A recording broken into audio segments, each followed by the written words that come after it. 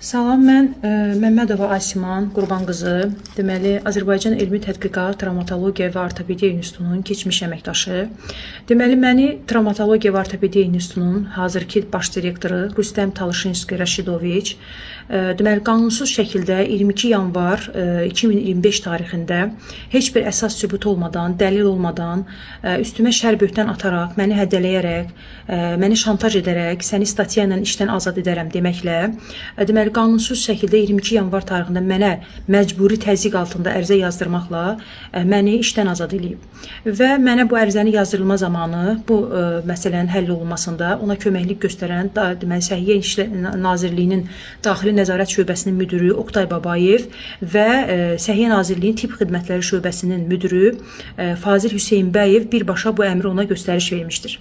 Deməli mən həmin anda otaqda çox böyük təzyiq altında təzyiqə məruz qaldım və deməli Əmək Məcəlləsinin qanununa görə şəxs işçi, yəni hər hansı bir ərizə yazıb işdən çıxarılmasını istəyən zaman deməli ərizə yazdığı halda, könüllü halda bir ay xəbərdarlıq müddəti gözlənməklə şəxsi işdən azad edə bildiklərini bildiyim üçün ərizəni yazan zaman ərizənin üzərində tarixi qeyd etmədim.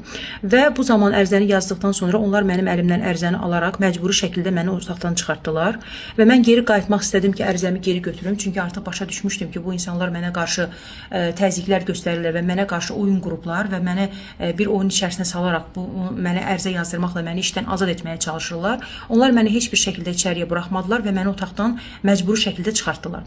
Mən isə bununla bağlı baş həkimin otağına yaxınlaşdım ki, bu məsələdə mənə köməklik göstərsin.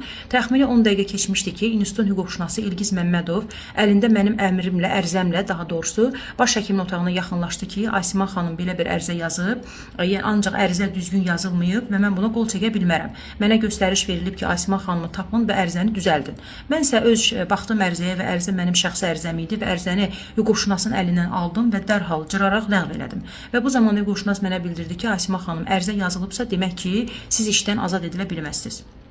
Daha sonra mən otaqdan çıxdıqdan 15 dəqiqə sonra eşitdim ki, İnstitutun direktoru Rüstəm Talışinski məni ərizəm olmadığı halda məni ərizənin kopyasını çəkməklə qanunsuz şəkildə işdən çıxardıb. Mən bu məsələ ilə bağlı dərhal Nəsimi rayon məhkəməsinə və Dövlət Əmək Müfəttişliyinə müraciət etdim.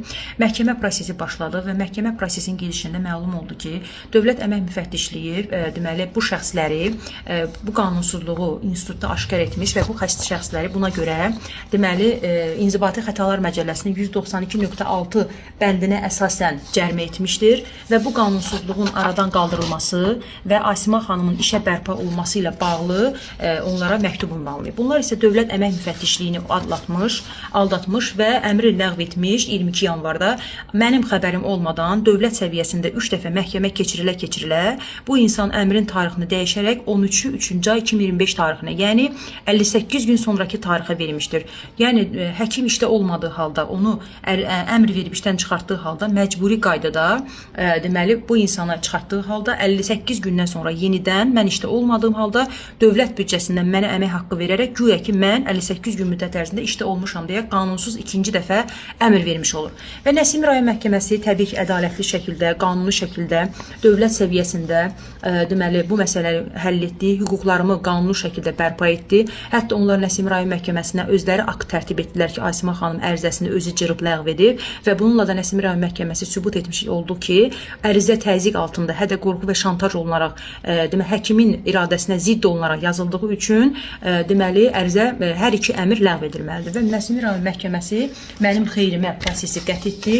Məhkəmə prosesi akt nömrəsi 2006-2273 nömrəli məhkəmə qətnaməsinin qərarında Asiman xanımın iddia tələbinin təmin edilməsinə dair məhkəmə qərarı son yekun nəticəni verdi. Lakin bu insanlar deməli məhkəmə prosesində və mən bu məsələ ilə bağlı üzr istəyirəm, dünən Xəzər televiziyasında müsahibə vermişdim. Xəzər televiziyasında isə bu insanlar mənim işdən azad edilməyimlə bağlı Binəqədi rayon prokurorluğunda güya ki Məmmədli Cavid Arzuoğlu tərəfindən mənə qarşı şikayət ərizəsinin olması və buna görə mənə qarşı güya ki yazılı xəbərdarlığın verilməsi haqqında mənə tədbir gördükləri haqqında yalançı məlumat veriblər. Mənim üstümə şər böhtan atma haqqında məlumat veriblər. Deməli mən 2 il öncə bu xəstəni Cavid Məmmədlini əməliyyat etmişəm. Sol bilək nahiyəsinin natamam ayrılması diaqnozu ilə bükücük açıcı qətərlərin kəsilməsi və dirsək sinirinin, orta sinirinin kəsilməsi diaqnozu ilə əməliyyat eləmişəm və Cavid Məmmədlinin nömrəsi ilə əlaqə saxlamışam və əlaqə saxladı Cavid Məmmədli mənə birbaşa video rolik şəklində video çəkib göndərib ki, Asima xanım, mənim sizin Binəqədi rayon prokurorluğuna bağlı heç bir şikayətim olmayıb. Mən bu şikayətdə və mən hal-hazırda həmin o şəxsin video rolikini öz səhifəmdə paylaşacağam. Deməli, Cavid Məmmədlinin mənə ünvanladığı, mənə təşəkkür dolu ünvanladığı video roliki öz səhifəmdə paylaşacağam. Deməli, bu şəxslər qanunsuz şəkildə xəstənin adından istifadə etməklə, mənə şər böhtan yaxmaqla, deməli, mənim 2 il bundan öncə 100% nəticə verən, uğurlu, tam uğurla əməliyyat etdiyim xəstənin adından istifadə etməklə, hansı ki, xəstə məndən yox, ev yəsi ilə arasında konflikt yaşanıb və prokurorluq onunla bağlı müraciət edib və orada da mənim adım keçdiyinə görə ki, həkimi olaraq bunlar bu prokurorluğun göndərmiş olduğu məktubdan mənim adımdan bu xəstədən istifadə etməklə mənə qarşı şərböhtan yaxmağa davam ediblər.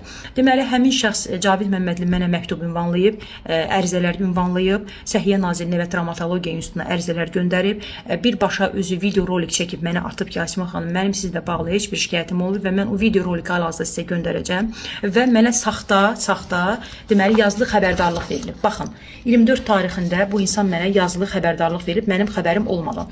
Bu insanlar mənə bir dəfə xəbərdarlığı ona görə veriblər ki, mən işimdən 15 dəqiqə ərzində tez getdiyim üçün icazə almışam və bununla bağlı izahat vermişəm. İzahatıma əsasən bunlar mənə işdən tez getməyimə görə saxta yazılı xəbərdarlıq verdilər və bu xəbərdarlığın sonuna Cavid Məmmədlinin, yəni Binəqədi rayon prokurorluğuna güya ki, məndən şikayət edən Cavid Məmmədli haqqında güya araşdırma apardıqlarını və araşdırma yekunu olaraq mənə saxta şəkildə xəbərdarlıq verdiyini, baxın, bu xəbərdarlıqla təsdiq ediblər. Mənim bu xəbərdarlıqdan xəbərim yoxdur. Bu xəbərdarlığı mənə Məhsimi rayon məhkəməsində göstəriblər və mən böyük bir